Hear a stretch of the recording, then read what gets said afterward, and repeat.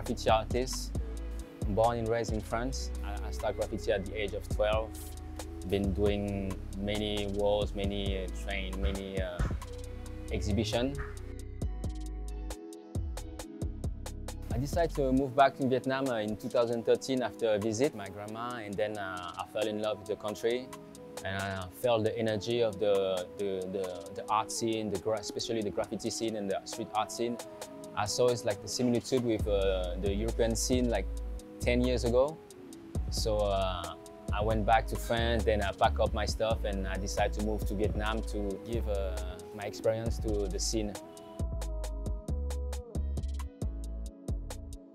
Graffiti for me is a way of expression. We commonly say that it's the language of the youth worldwide. It's kind of freedom. To do graffiti, you don't need to go to school, you don't need to have a degree, you just need a pen and a piece of paper. And also creativity. When I came here, it was already on point, but it was missing some parts of the material. We didn't have good spray, we didn't have what it takes to do good graffiti. But the talent was there. Like I met many talented graffiti artists.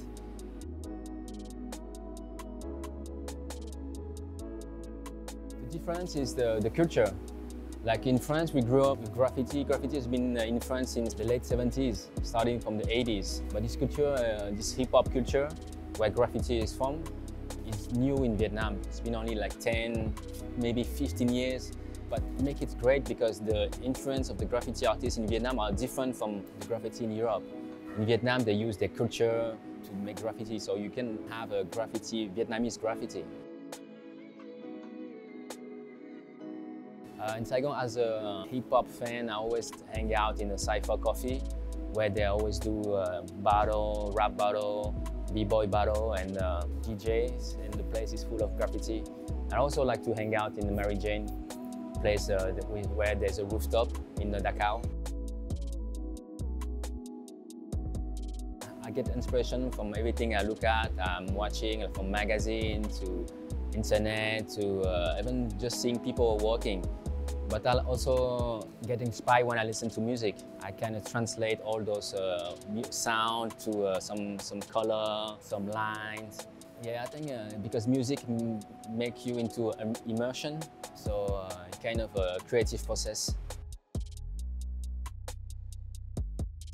It's like Europe, like 10 years ago, in Western country. The graffiti is always struggling to be recognized as a form of art. People always think like, oh, it's just some graffiti on the wall, some doodles, it's nothing, it's not serious.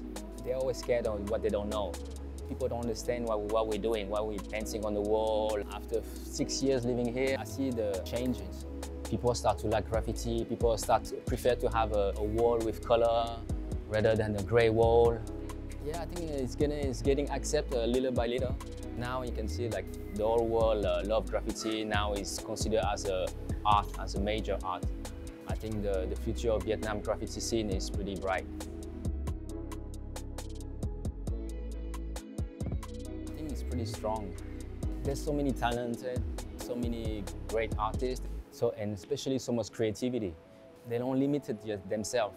They don't follow any conventional, they're making their own way. So that's how you create new movement, especially how the underground movement is powerful in.